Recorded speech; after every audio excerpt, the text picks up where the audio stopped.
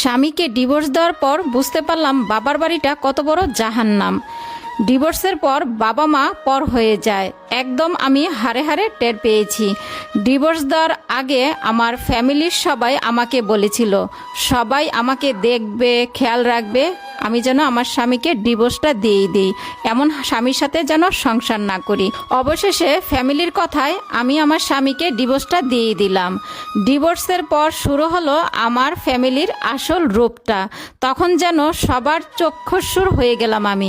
আমাকে কেউ সহ্য করতে পারছে না। আমার স্বামীর কিন্তু তেমন দোষ ছিল না, এখন হাড়ে হাড়ে টের পাচ্ছি সমস্ত দোষ ছিল আমার। সব থেকে বেশি দোষ হলো আমার ফ্যামিলির মানুষ। তারা আমাকে শাসন না করে তারা আমাকে আরও লাই দিয়েছে, যে কারণে আমি বেশি দোষটা করতে পেরেছি। প্রতিটা স্বামী স্ত্রীর মধ্যেই টুকিটাকি ঝগড়া হয়, এটা অস্বাভাবিকের কিছু না, হতেই পারে। আমার ভুলটাও কিন্তু কম না। একটু ঝগড়া হয়েছে তাই বলে বাবা মার কাছে বলা লাগে? আর বাবা মার কাছে বলার পর বাবা মা শাসন না করে উল্টা আমাকে ডিভোর্সটা দিতে বলল। তাই আমার জীবনটা তছনছ হয়ে গেল, আমার মেয়ের জীবনটাও নষ্ট করে দিলাম আমি। আমার ফ্যামিলির সবার একটা জেদ ছিল, কারণ আমি আমার স্বামীর সাথে প্রেম করে বিয়ে করেছিলাম। তারা কখনোই